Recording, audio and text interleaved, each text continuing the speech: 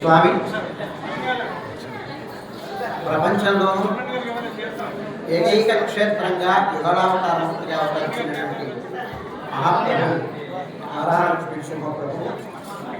ఆ వరాహలక్ష్మీ శుభప్రభు అనుగ్రహాన్ని అపేక్షిస్తూ ఈనాడు భారతదేశంలో ఉండేటువంటి పరిస్థితుల్ని దృష్టిలో పెట్టుకొని ఏ రకమైనటువంటి భీతి కానీ ఉపద్రవాలు కానీ లేదా క్షామాలు కానీ లేకుండా మొత్తం యంత్రాంగం అంతా సర్వసన్నద్ధమని భారతదేశం అంతా సుఖంగా సుభిక్షంగా నిరోగంగా సర్వతోముఖాభివృద్ధిని పొందాలి అని స్వామి యొక్క అనుగ్రహాన్ని అపేక్షిస్తూ మా అధికారుల యొక్క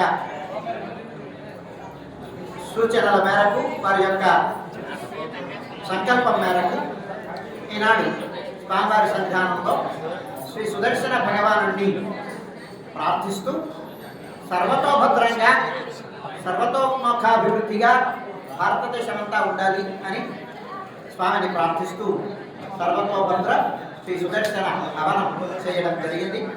స్వామి అనుగ్రహం పరిపూర్ణంగా భారతదేశం అంతా ప్రసరించి లోకమంతా సుభిక్షంగా సుఖశాంతులతో నిరోగంగా ఉండాలి అని మనమందరం కూడా ప్రార్థిద్దాం.